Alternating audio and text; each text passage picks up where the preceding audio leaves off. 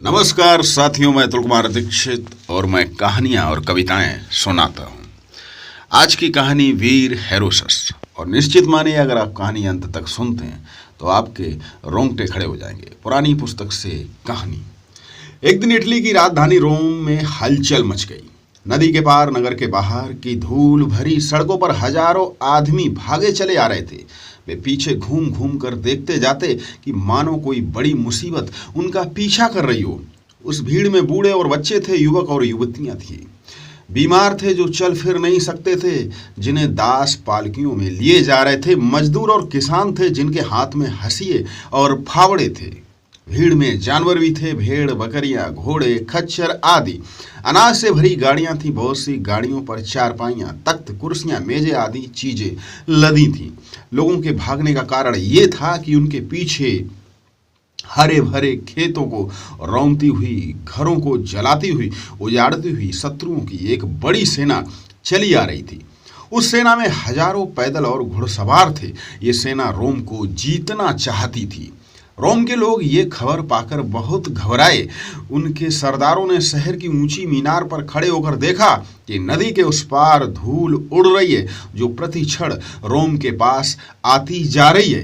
रोम एक नदी के किनारे पर बसा था और नगर में प्रवेश के लिए उस पर एक लकड़ी का पुल बना हुआ था। उस पुल को पार करके ही सेना नगर में पहुंच सकती थी। बाहर से आने का बस यही एक रास्ता था। एक बुद्धिमान मनुष्य ने राय दी कि हमें इस पुल को तोड़ देना चाहिए, तब हमारे शत्रु आसानी से नदी पार नहीं कर पाएंगे और रोम बच जाएगा।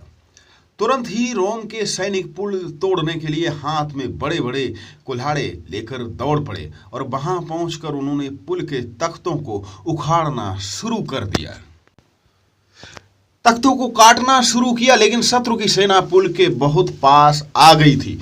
पुल के मजबूत तख्तों और खंभों को काटने का समय भी नहीं बचा था। लोग चिल्लाने लगे, रोम बच नहीं सकेगा। औरतें रोने लगीं। उसी समय होरेसस नाम का एक वीर आगे बढ़कर बोला, रोम अवश्य बचेगा। मेरे साथ 2 वीर आ जाएं।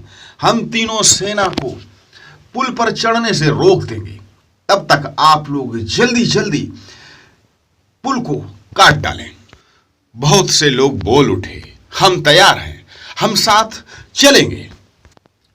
होरेसस 2 वीरों को लेकर पुल के दूसरे छोर पर खड़ा हो गया।